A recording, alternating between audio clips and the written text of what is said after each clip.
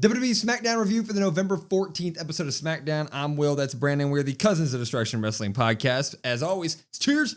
Talk about some wrestling, Yeah, Friday Night Smackdown or Friday Night Raw, as we had some people come over from Raw to help out SmackDown after last week's abysmal show. But we'll get right into that. Yeah, it was a lot of fun because it was basically a Monday Night Raw in a lot of ways, but it was a lot more fun because you guys joined us for the live stream. Thank you so much for being there, youtube.com/CODWrestlePod. And yes, I accidentally shaved off my mustache because my clippers broke and the guard broke and my mustache is gone. So before people talk about it, I'll jump on the horse. I messed up. I cut my mustache.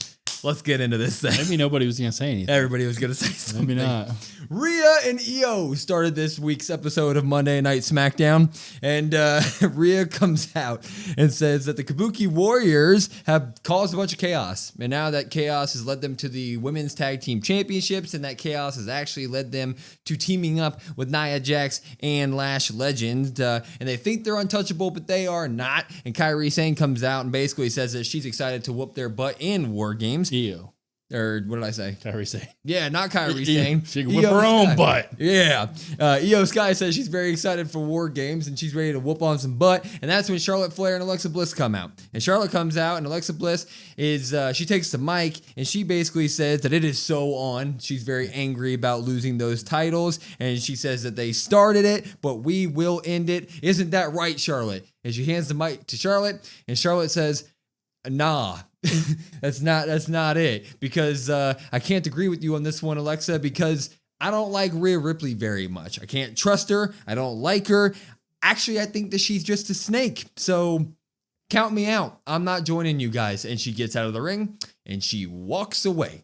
Later in the night, we have them all in the backstage. Rhea Ripley, Alexa Bliss, and Io Sky. They're discussing, well, we need two people now, I guess. And then, of course, Team Nia takes advantage of the numbers game right there. They attack like crazy. They beat them all up and leave them battered and bruised. Lash Legend is just sending everybody into anything. She looks great. She looks very, very powerful lately. But, I mean, Team Rhea, Team Io, that team is missing Charlotte now. Charlotte says she's absolutely out, and they need two new people. So what do we think about that? I'm popping this, actually. Yeah, I'm going to pop it. It's going to be a slight pop for me. I understand the reason why they did it, because you look at it, and we talked a little bit about it after the Raw review. This women's face War Games team looks like the Avengers, so you're going to have some sort of uncertainty or some sort of distrust in it, because you're like, oh, well, who the hell's beating Charlotte Flair, Alexa Bliss, Rhea Ripley, and Io Sky? Not very many people. So that's why they do that here. It does suck, though, because Charlotte Flair has been getting such a positive reaction, and her tag teaming with Alexa Bliss has gotten a lot of people kind of back on the Charlotte train.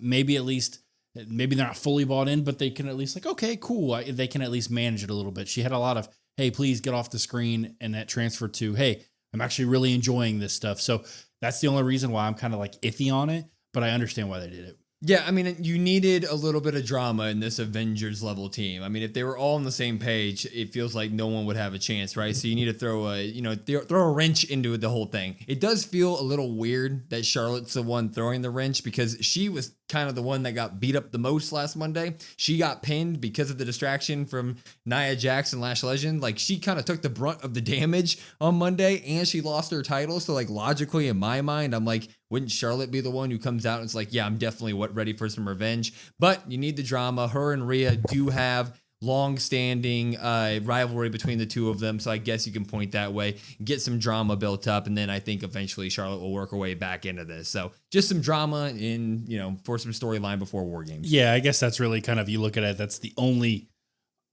possible thing that makes any sort of sense, right? Because of the history, because you look at everybody else and you're like, well, there's nothing you could kind of go at. Not really. Yeah. We moved on, though. We get our first Cena tournament match of the night. It was Mr. Jey Uso taking on The Miz, and this match was fast. They actually had a good amount of chemistry here. I like this match. A lot of good stuff here. Jey suicide dives right away. Miz got a bunch of offense in. He was talking smack to not only Jey, but to John Cena. He looked into the camera and he said, I'm seeing Cena.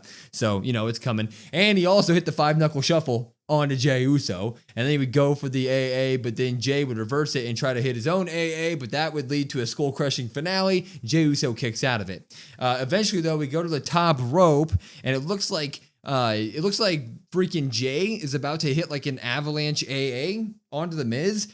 I don't know if he slips or if this was part of it, but it looked janky. Jay kind of like slipped out from underneath the Miz, who was on his shoulder, and Miz ended up just eating the top rope, like almost on his neck, like almost decapitating him. But Jay, like right away, bounces off the ropes, hits him with a spear, goes to the top rope, hits him with a splash. 1, 2, 3. Jey Uso defeats The Miz in the first round of the John Cena tournament. I would have absolutely loved to see The Miz win this, and it's a shame that we're not going to get Miz versus Cena at all. But Jay's over. He wins it. I'll pop it.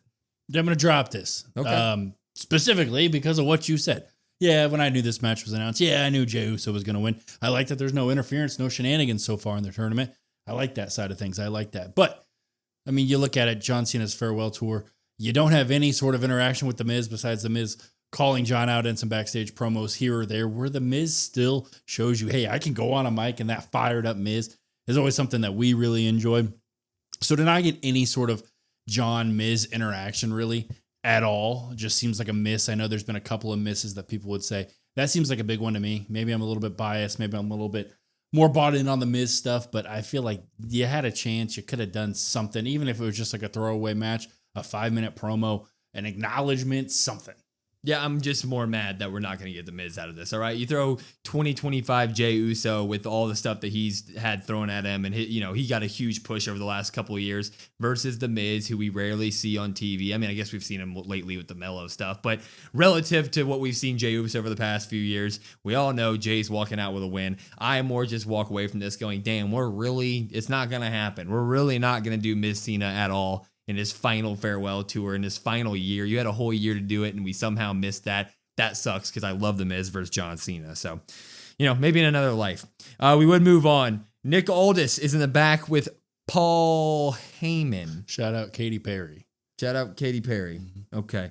Nick Aldis is with Paul Heyman in the back because Paul Heyman has the rules. He brought the rules to the War Games match, and he says, look, the rules say that I get to take any superstar from any brand. So whoever will have me, I will have them on the team. And Nick Aldis is like, you came all this way to tell me the rules that we all already knew.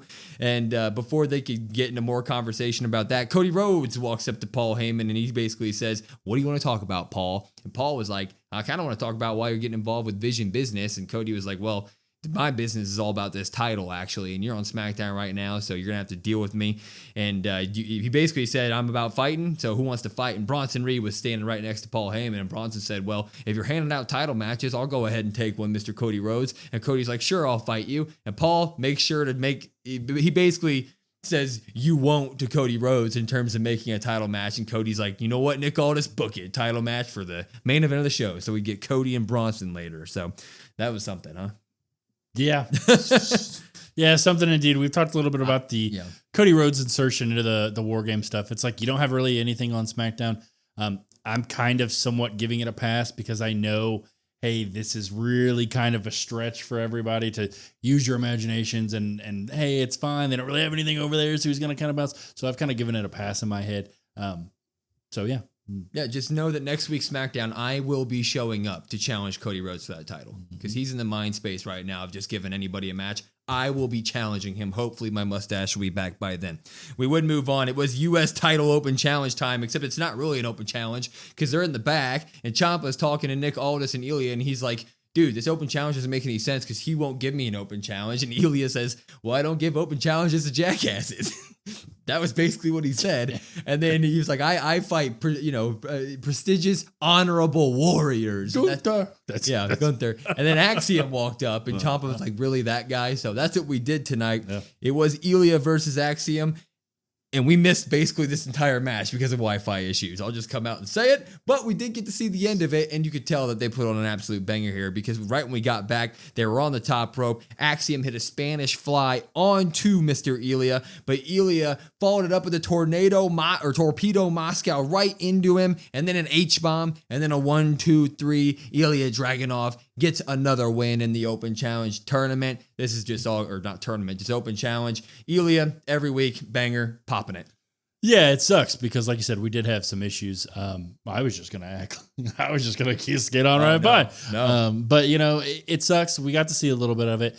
I already know. Like, I'm gonna watch this back tonight. Yeah. When I get out of here, when we get done with this, Ilya continues every week to be the best part of SmackDown, week in, week out. Doesn't really matter who he's facing, right? The weird stuff with Tommaso, I don't know why they're doing that. I don't know why he's calling him a jackass. I mean, he is kind of a jackass because he attacks Axiom at the end of this, but like, okay, cool, I guess, whatever. But it is what it is, whatever. But we get to see Ilya, so I'm here for it. Yeah, my takeaway from the Ilya stuff, like the Ciampa stuff is a little annoying. Like the whole... They're definitely just trying to get the jackass shtick over, and it's like, okay, we're going to call this guy jackass when he comes out to the ring, haha. But at the end of the day, like, if you're just surrounding yourself with the likes of Fraxium and with the likes of DIY, that's 4 people who you could put one by one into the ring with Ilya in these open challenge matches, and they're going to be fantastic matches, and Ilya has the right to win every single one of them. So you need to add some little story beats in there, and while I'm not with the whole Ciampa jackass thing, that's enough to get me to the match to where I enjoy every match, and then maybe once Survivor Series gets passed, maybe we can get like an actual real, will Ilya lose challenger in front of his face. But right now, this is all good. Yeah, and we got a tag match next week between those 2 teams. Yep. DIY Sign me and up. Fraxium, right? Mm-hmm. Then we'd have Aldis in the back with R-Truth, and R-Truth shined up his balls this week to give to Nick Aldis to put in the John Cena tournament shuffle thing. He shined him up and he said, "Please take my shined up balls, Mr. Aldis," and Aldis took them. But then Chelsea Green walks up and says, I had a celebration planned tonight, but guess what? You canceled it, I saw. And why didn't I have pyro last week after I won the championship? Second time winning it, by the way. So I'll forgive you if we do a celebration next week and it has to have pyro. And Nick Aldis says, okay, Miss Chelsea Green. So we're getting a celebration next week, and that's going to be awesome. Yeah, I mean, within a minute, you have R-Truth and Chelsea Green on TV together. Yeah. And that's all you need to know. They both do what they do best. Here's 30 seconds of time. Make it awesome. And I was laughing the entire time. They are just 2 of a kind, basically. Sami Zayn would call out Solo Sikoa. This was again one where we had some Wi-Fi issues, but we did get to see a good amount of it. Sami did come out and he said that when he came to SmackDown, his goal right away was to defeat Solo Sikoa and take that U.S. title. He did that, and they took that U.S. title and he brought it to new heights with the open challenge. He said he got to fight people like John Cena and then eventually Ilya Dragunov, so he's proud of that. But the MFT has made his life a living hell ever since, and that's when the MFT would come out here, and Solo basically said, I don't actually care about you, Sami. You're just kind of in our way. What I do care about is family and loyalty, which you know absolutely nothing about. And he ends up just kind of squaring up with Sami. He's like, you know what? I'm done with you. We'll just attack you now. And so the MFT get onto the apron, and that's when Sami's obviously ready to square up. But to come help him is Shinsuke Nakamura and the Motor City Machine Guns. And who else? Ray Phoenix. They're all there to back up Mr. Sami Zayn. They get the best of the MFTs. And we do get an announcement that we are going to get an old-fashioned Survivor Series 5v5 elimination match. It will be Sami with Ray Phoenix, Shinsuke, and the Motor City Machine Guns taking on the MFT on the Friday before Survivor Series. That actually sounds like a lot of fun. I don't really care about all this story, but that sounds like a solid SmackDown match later on. So I'm actually going to give this overall segment a drop because I'm not a big fan of what's happening story-wise, but that match sounds fun. I can't wait for that. Yeah, that match is going to be great. I mean, we talked a little bit about earlier this week. WarGames, I guess, having fatigue from WarGames. Well, a lot of people, I think, not only brand warfare stuff, but they want to see traditional Survivor Series tag matches come back. I think those are really fun. So you do get one, kind of a little appetizer for Survivor Series. Sign me up for that. Now people may be like, well, why didn't it make the card? Well, because nobody really cares about the 2 teams kind of really. I mean, one's just a bunch of guys thrown together, and then one's the MFTs. You also do have Howdy in the back hanging out, so wouldn't be surprised if there's some Wyatt 6 shenanigans during that match, but we shall wait and see. Yeah, it'd be a lot of fun. Elimination matches are great. I just wish that we had better booking for Sami after what he did in the U.S. title picture, because he went from somebody that I was kind of annoyed of to somebody that I like to see, and we kind of just stumbled after that. So, again, it's one of those situations where I just hope that after Survivor Series, we can get some meat behind what would happen. So, you popping or dropping that? Yeah, so drop the segment, I guess. Okay. Drop the segment, but I'm going to pop the Survivor Series, or the tag Survivor match. So Deal. Then, kind of the biggest thing that was coming into this episode was all about LA Knight and who he was gonna fight. Yeah. LA Knight hasn't been on TV lately. Is he in trouble? Is he gonna lose? He's fighting mystery opponents. So who is it gonna be? We all get out there, and the rumors were big because Joe Hendry signed a brand new contract with WWE earlier today. So it seemed like everything was aimed to there. But what do you hear? Oh, radio. It is freaking Zack Ryder, not Matt Cardona, the guy you saw in the TNA invasion angle on NXT not too long ago. Mm-hmm. This was Zack freaking Ryder came out to the ring. Incredible, for one, seeing him in a Smackdown ring again in his Zack Ryder gear, wooing. It was absolutely awesome. But this was a great match. They had all the chemistry in the world. Obviously, these guys have fought before in other companies. But Zack Ryder got all of his shticks in, right? He got the broski boot, he got the Rough Rider, got the 1-2 ooze on both of that. But eventually, he popped up to the top rope. And it looked like he was going to go for like a top rope Rough Rider is basically what he was going for. But LA Knight catches him into a power bomb, picks him up, hits him with the BFT. 1, 2, 3. LA Knight defeats Zack Ryder to move on in the John Cena tournament. I could not have been happier to see Zack Ryder. I'm happy LA Knight got the win, but man, I was wooing all the way. I'm popping it. Yeah, I'm going to pop this as well. Long Island Zone. Zack Ryder makes his return. No take care, spike your hair this time, but that's okay. You got the old school stuff, which like I'm a big fan of it. I loved Zack Ryder back in the day. So this was all really good stuff. A trip down memory lane. Some people might be admittedly upset about, well, why the hell are you wasting a match opportunity like this in the John Cena tournament? Well, I had fun. And honestly, at the end of the day, it works out perfectly for LA Knight because if LA Knight faced maybe a Joe Hendry who has his first match on WWE with the contract, you're like, oh man, maybe LA Knight's losing that stuff. So now LA Knight gets a much needed win. As much as he seemed to be so low, now you can maybe get a little bit of momentum back for LA Knight. Maybe he can go on a little streak here depending on who he faces next time. But this was all just fun stuff. Yeah, I thought they set this up perfectly for LA Knight. We've been talking about it for a while. Like, what's going on with LA Knight? Is he in trouble? He hasn't won in forever. People are calling him just L Knight. You know, he's a bunch of bad things happened for LA Knight lately. What do? You throw him in the ring in the tournament against somebody that kind of physically can't win the match because he's not a WWE guy. He's not a TNA guy. So it's like, you know, this is a great moment for Zack Ryder to come back, do his awesome stuff, and then he just takes the L, walks away. We have a happy moment. LA Knight gets a win. He gets to move on. So win-win situation for everybody involved, I think, and I was just ecstatic to see my boy woo-woo-wooing, so I'm happy. Yeah, and if it's LA Knight versus Jey Uso, I guess we'll see how the tournament bracket kind of shakes out. But if that is the case, I'm picking LA Knight there. Yeah, true. Mm-hmm. Jade versus B-Fab. Let's see if I can do this faster than the match. B-Fab comes out. She kicks Jade a couple times. Jade then does a fall-away slam, a choke slam, 2 power bombs, a jaded, and she wins. Defeats B-Fab. Michin walks out there, comes out there to help B-Fab at the end, and Jade gives her one shove and walks away. So Jade absolutely squashes B-Fab. I'm gonna give this a very, very slight drop because I do think this is what we need to be doing with Jade. But I can understand how people who are big B-Fab fans and kind of wanted to see a little bit more match would be angry. But I'm okay with it. You dropped it? No, I popped it. I said a very slight pop. I thought you said a very slight drop. Okay. Yeah, I'm popping this. There's no very slight about this for me. I think the match time was 2:13.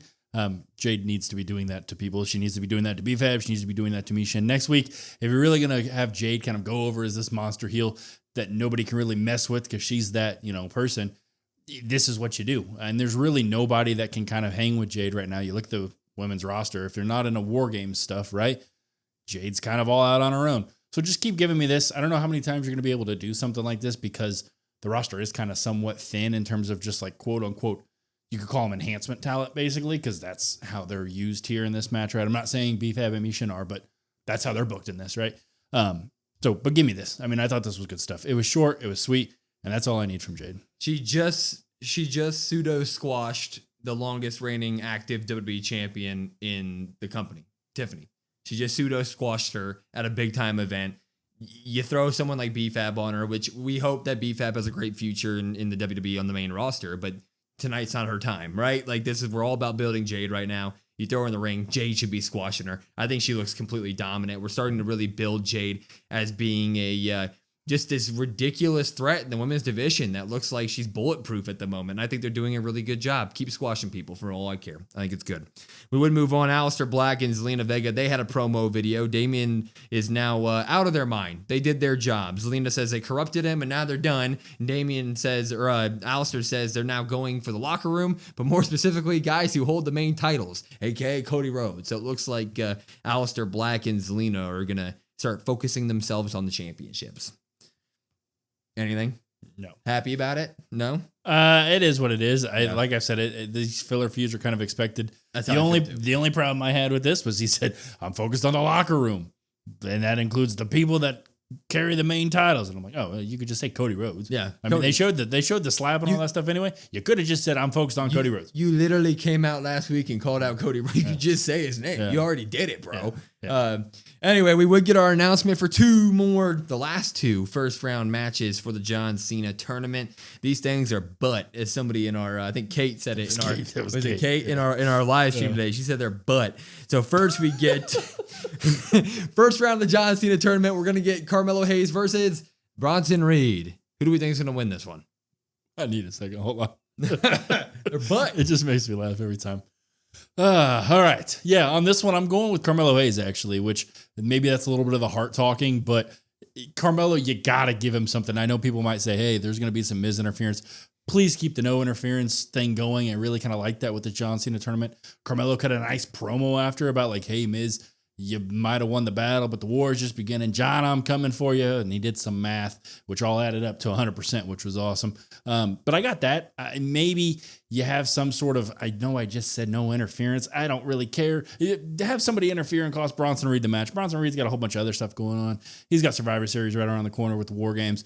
And I really don't need Bronson Reed to beat Carmelo Hayes. So go ahead and give me Carmelo Hayes some way, somehow. Yeah, I know I said no interference, but I don't care how you get it done. Just make sure you get the job done. Get anything that you have to do in this match to get Carmelo Hayes moving on. Like, that's basically it. Like, I do not need Bronson Reed or any of the Vision storyline, especially when they're in the middle of Survivor Series War Games nonsense, to be moving on in John Cena farewell tour tournaments, right?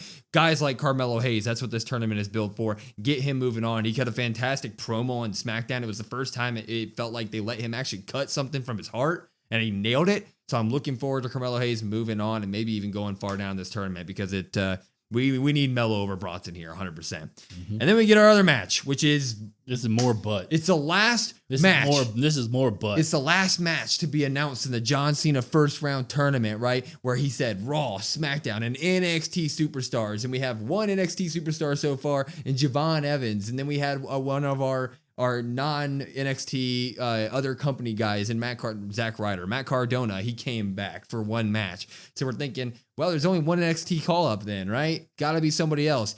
We get Penta versus Finn. Which, I get it. They're good. They're great. And the match is probably going to be spectacular. But this is stuff that we've been seeing on Raw for the better part of a year and a half, 2 years, especially with Penta and the Dom stuff being revived. Like, we just see this stuff. So next week we get Penta versus Finn in a match. Who do we think wins it? Penta, I guess. Yeah, right, exactly. I'm going to go with Penta on this one. Penta is still extremely over for as much as we talk about, like, hey, Penta kind of needs to be doing something. Penta doesn't really do a whole lot, but he just goes out and has banger matches. And you don't like Penta? Who no likes Penta, as he likes to say, right? I always like when he says that.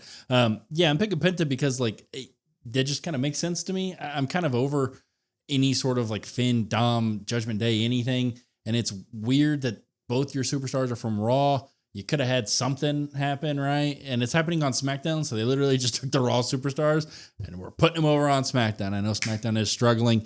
They want to have a 5-star match, but like, you could have done something a little bit more creative. Yeah, I'm going to say Penta wins this just because I like Penta more than Finn Balor right now. Why I like Penta? I like Penta, so I want Penta to move on. I love Finn Balor too. I would have loved for both of these guys to be in the tournament separate from each other, fighting other people. Would have been absolutely great. But the fact that you were literally just putting a Raw match onto SmackDown, and that was the last announced first round match when we built up this big hype about like who could potentially be in this thing, and you never released a bracket, right? So you had everybody talking about it and fantasy booking it, and like realistically thinking about guys like Trick Williams, like Obafemi, real time, which we still have one mystery guy on Monday. All right. So it might be one of these people. It could be Joe Hendry as well. So there's still a chance for one more, but like for the last announcement, man, like Pentaverse, that's just a Raw match on SmackDown. I could go for days. Realistically, what they should have done is they should have moved this match somewhere up because this is the last one, and it just felt like a thud. Like you had all this excitement, and you're like,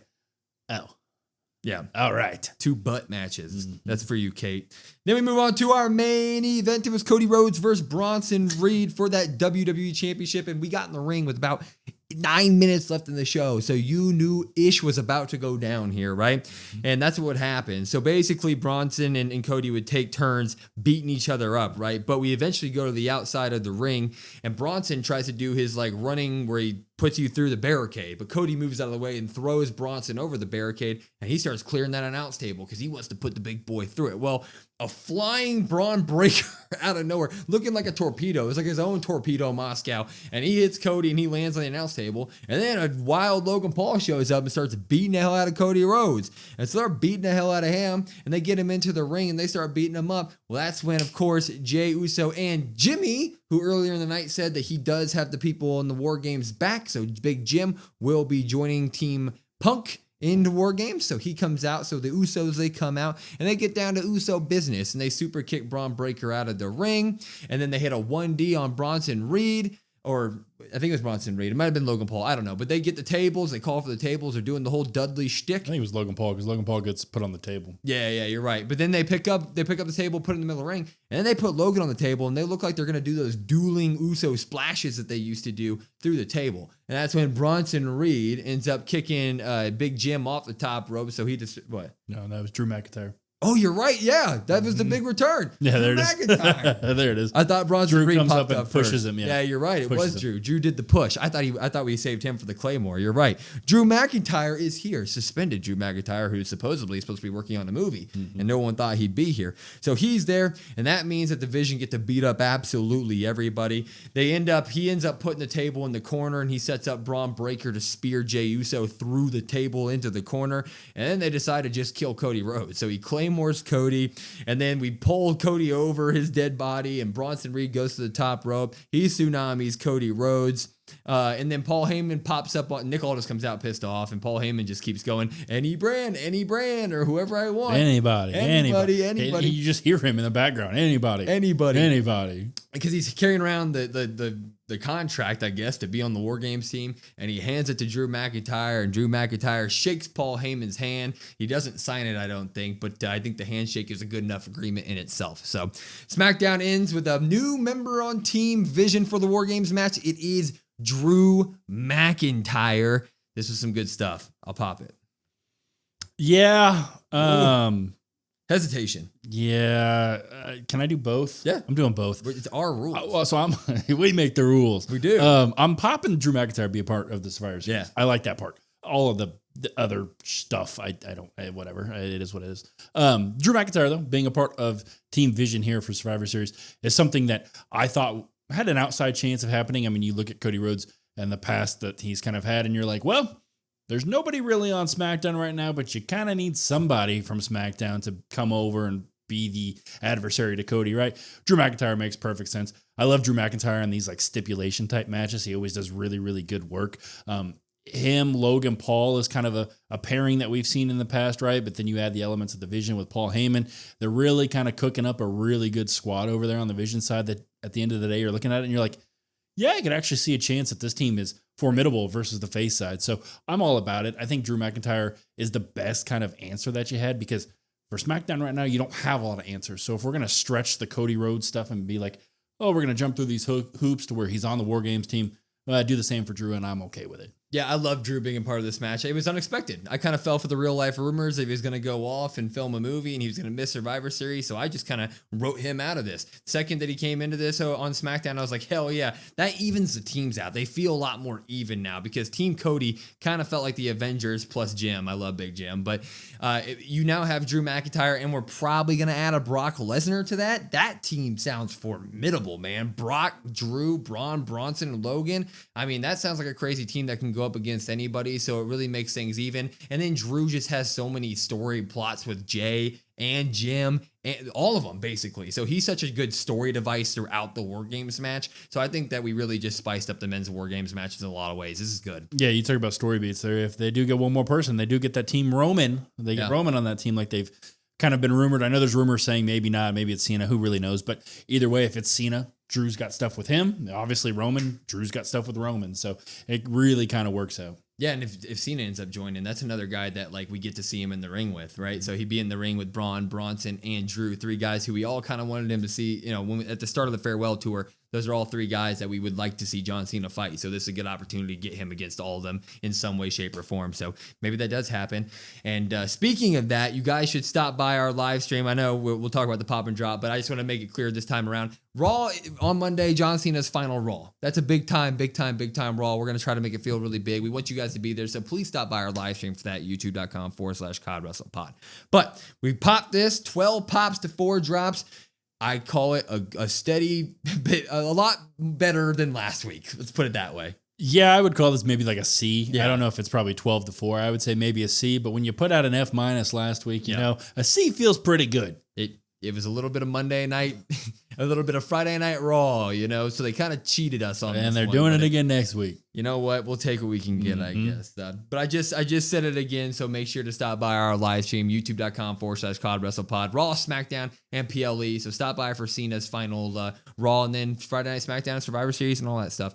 And then for everything else, it's at CodWrestlePod, COD WrestlePod. We have a link tree in our bio to take you to all of our social media. So please like, follow, share, subscribe, all that good stuff, because we're confident that you'll like it. I'm Will. That's Brandon. We're the Cousins of Destruction Wrestling Podcast, and we will see you next time.